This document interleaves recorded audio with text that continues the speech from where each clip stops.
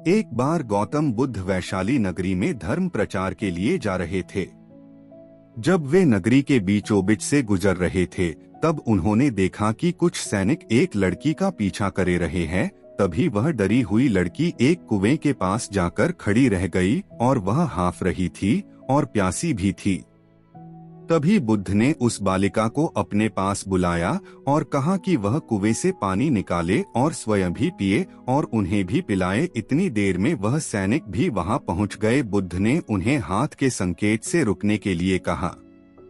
बुद्ध की बात सुनकर लड़की ने कहा, महाराज, मैं एक अछूत लड़की हूँ और मेरे कुएं से पानी निकालने पर जल दूषित हो जाएगा। तभी बुद्ध ने उससे फिर कहा, बालिका, बहुत जोर की प्यास लगी है, पहले तुम पानी पिलाओ।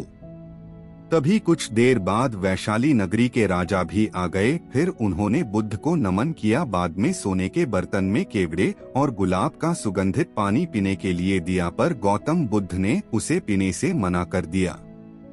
बुद्ध ने एक बार फिर बालिका से अपनी बात दोहराई। इस बार बालिका ने साहस के साथ कुएं से पानी निकाला और स्वयं भी पिया और गौतम बुद्ध को भी दिया। और पानी पीने के बाद बुद्ध ने बालिका से उसके भय का कारण पूछा।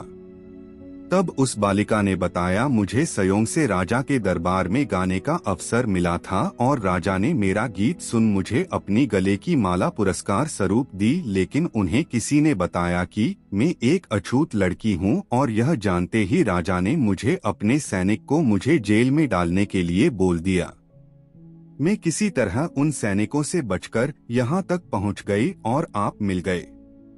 इस पर बुद्ध ने कहा कि सुनो राजन, मैं चाहता हूँ कि आप मेरी इस शब्द को हमेशा याद रखें। कोई भी मनुष्य की पहचान उसके धर्म और जाति से नहीं बल्कि उसके स्वभाव या उसके अच्छे काम से होती है।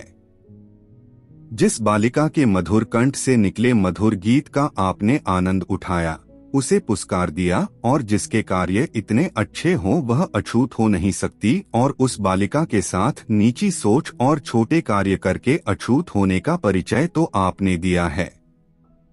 इसीलिए मेरे नजरों में यह बालिका नहीं बल्कि आप अछूत है। तभी राजा बुद्ध के सामने शर्मिंदा होने के अलावा और कर भी क्या सकते हैं।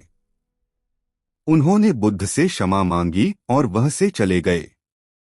सीख, इस कहानी से हमें यह सीख मिलती है कि कोई भी इंसान अपने कार्यों और कर्मों से बड़ा बनता है, बल्कि अपने धर्म या जाति से नहीं।